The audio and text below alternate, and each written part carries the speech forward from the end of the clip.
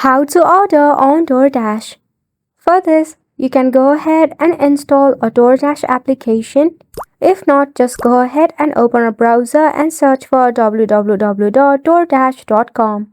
Either way, you have to log in to your DoorDash app or your DoorDash account if you are on web. Now, once you are logged in, you will find an interface something like this. At the top, you will find various of options that you can choose from. It will also feature special offers for today. You can go ahead and select from here or tap on the search icon to search for a food item that you want to devour. Now once you have selected your food items, at the bottom you will find an icon called View Cart and List of Options or List of Food Items that you selected.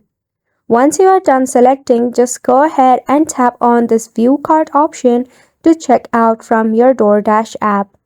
Now right here you will find all of the items. If you want to remove, simply tap on the delete icon. If not, tap on add more items if you want more. On the total, you will find the option called promo code. If you have a promo code or a gift card, tap on it to add a promo code or a gift card to get some discount. Once you are done, just tap on continue.